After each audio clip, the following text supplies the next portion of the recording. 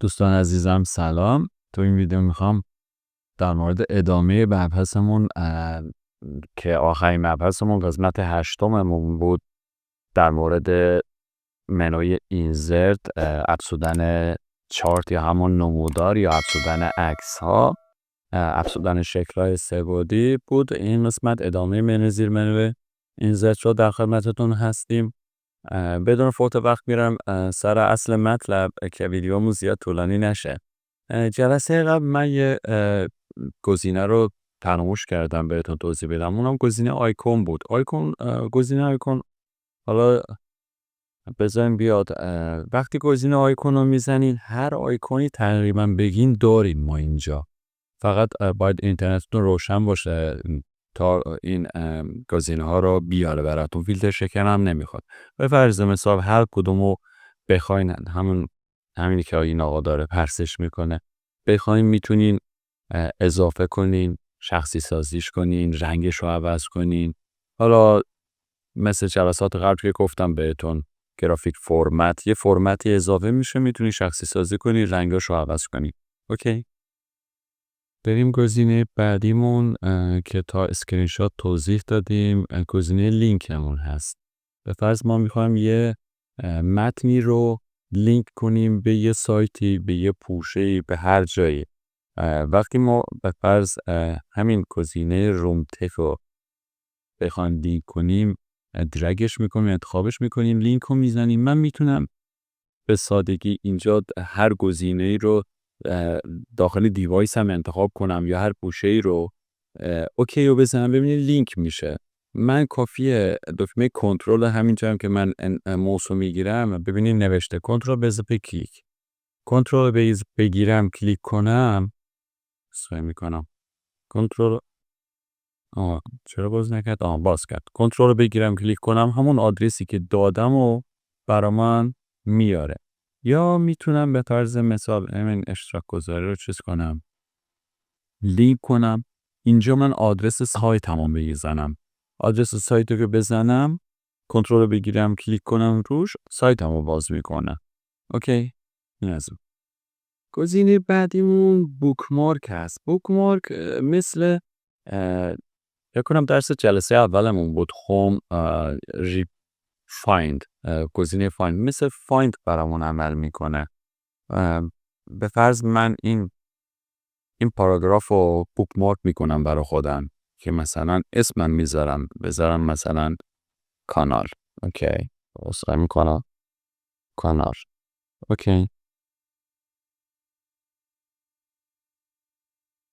حالا ادو بزنم، دوباره بیام رو بوکمارک، من کانال رو انتخاب کنم، گو تو رو بزنم، ببینیم برا من میاره. اوکی، مثل همون فایندمون برامون عمل میکنه. گزینه بعدیمون گزینه کامنت هستش. به فرض من میتونم این متن انتخاب کنم، حالا یه توضیحی بغلش بزنم یا هر چیزی میتونم بنویسم، یه توضیح اضافه‌ای براش بنویسم که مثلا به درد خودم میخوره. یا مثلا به فرض مثال میخوام یه ارائه‌ای بدم، اینجا یه کلید واژه‌ای مینویسم که فراموش نکنم این کامنتمونو یا این پاراگرافمون، چه مثلا من میخواستم چی بگن در مورد این. اوکی، بذاریم من اینو حذفش کنم. گزینه بعدیمون هدرمون هست. هدرمون چیه؟ هدر همین بالای صفحه‌مو یه دابل کلیک کنم، بالای صفحه‌مو میاد. اوکی، به فرض من حالا این هدر رو بزنیم، هدر حالا یه تمپلیت های آماده‌ای داره برا خودش. به فرض مثلا من اینو بزنم، تایپیر یه مثلا اینجا یه باکس مانند باز میکنه که من میتونم تایپ کنم اینجا. یا میتونم سه گزینه‌اش کنم، اینجوریش کنم. البته تو قبلا هم گفتم میتونیم از این گزینه منوی چی بود، شیپ من هر کجا که بخوام میتونم با، البته اینجا فکر کنم کار تراپ باکس من هر کجا که بخوام میتونم اینجا دراپ باکس باز کنم و یه متنی بنویسم. اینجوری هم میتونم بکنم، از هیدرم میتونم. حالا هدر خودش اصولی تر این گزینه است که بخوایم ما استفاده کنیم. میتونیم ادیتش کنیم هدرمون رو، گزینه‌های مختلفی رو اضافه کنیم، یا مثلا ببینید صفحه اول رو چیز کنه برامون، یا فاصله هاشو درست کنیم، یا استایلش رو درست کنیم، یا یه عکسی اینجا اضافه کنیم، یا دیتا تایمی اضافه کنیم. خب دیتا تایمی رو اضافه کنیم و میگم دیگه گزینه بعدیمونم فوترمون هستش. حالا فوتر میشه پاورقی به زبان فارسی. همین گزینه ها رو برای فوتر هم داریم.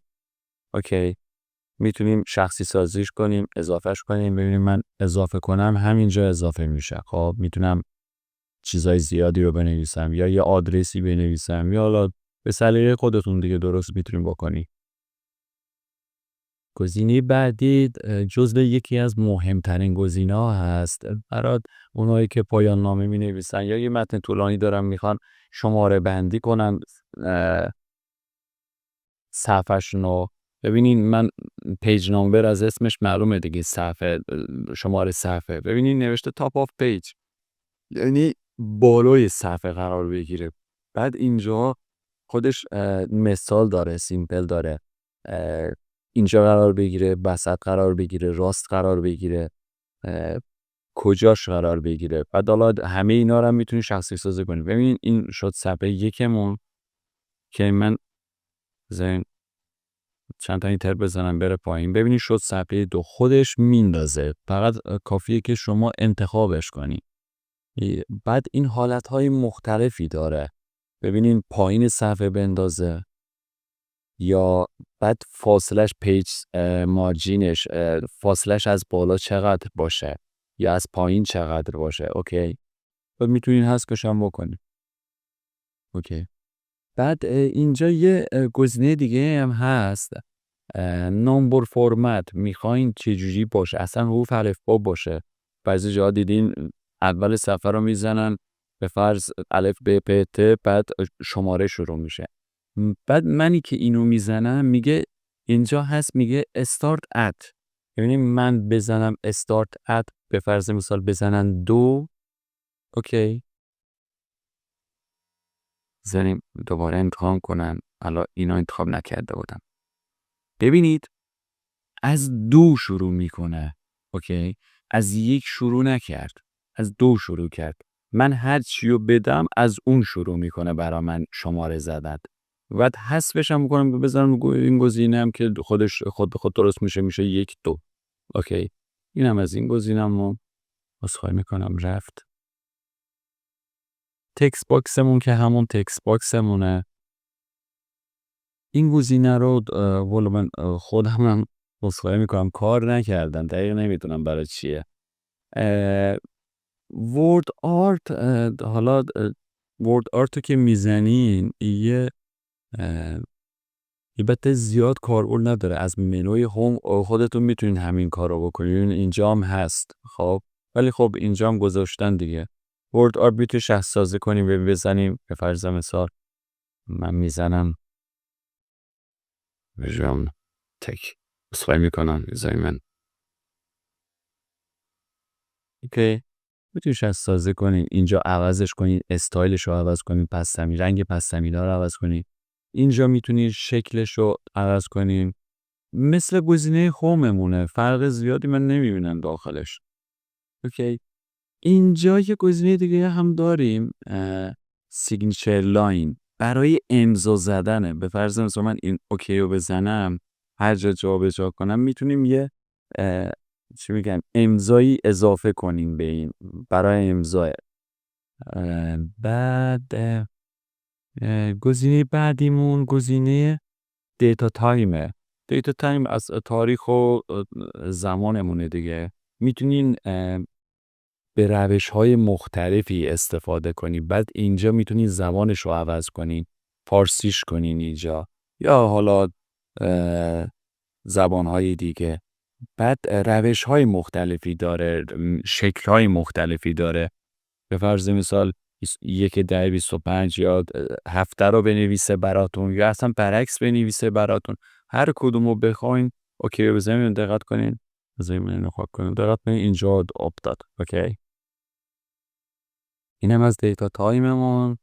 آبجکت میتونیم، حالا من ارور میده اینجا، من امتحان کردم نمیخوام چیز کنه. آبجکت رو که میزنیم، حالا چی میخوایم اینجا؟ آبجکت برای اضافه کردن یه سند دیگه داخل این سندمونه. میگه PDF میخواین، ایمیج میخواین، اکسل میخواین، حالا هر چی میخواین. اوکی میزنین، ببین اینجا چیز کرد، برام اضافه کرد. اوکی، یه فایل دیگر رو برام اضافه میکنه که میتونید حالا یه استفاده های دیگه هم بکنین از این. بذار من اینو کاکش کنم که اوکی. گزینه بعدیمون برای فرمول نویسیه. اونایی که حالا یه پروژه کار میکنن، بیشتر برای دانشجوها خیلی کاربردیه. اینجا فرمول های آماده داریم. به فرض مثلا من این فرمول بزرگ رو میزنم. اوکی، من هر کدومشو، حتی این انی که اینجا نوشته، ببینید من انکا هر کدومشو بخوام میتونم تغییر بدم. ببینید برای نوشتن فرموله، چون خودتون میدونید دوستان اینو حالت عادی نمیتونیم با تایپ کردن بنویسیم، باید با فرمول نویسید همین گزینه انتخاب کنیم. بعد ما این یکی از این فرمولا رو که اضافه میکنیم، این گزینه‌ها برامون چیز میشن، میان برامون. اینجا نمادهای مختلفی داریم، تقریبا هر چی بخواین در بتا داریم، دلتا داریم، حالا گاما داریم. هر کدومو بخواین میتونین اینجا ببینید من اضافه کردم. بعد میتونین حالتهای مختلف، به فرض مثال کسر. اوکی، ببینید من کسر رو میزنم، حالتهای مختلف و کسر رو میارم. به فرض مثال من اینو بزنم، بعد با یک کلیک کردن میتونم راحت بنویسم براتون. اوکی، این هم مثلا 6 بذارم. ولی خودتون دوستان میدونین که خیلی سخته بخواین حالت عادی بدون فرمول نویسی کنیم. ما کسر رو اینجا داریم، توان رو داریم، اینجا حالتهای مختلف توان رو داریم، رادیکال داریم، انتگرال، سیگما و حالا سینوس، کوسینوس. بقیه فرمولا همشون هر کدومشون رو بخواین ما داریم اینجا.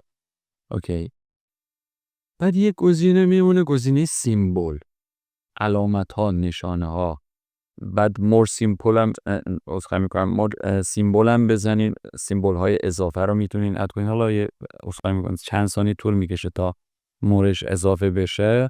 میتونین هر علامتی، ببینید اینجا تا دلتون بخواد اینجا علامت و سیمبل دارین، هر کدوم رو بخواین انتخاب کنید، اینسرت رو بزنین برای ما میاره. میبینید اینجا آورد. من حالا اینجا رو کلیک کرده بودم، اینجا آورد برامون.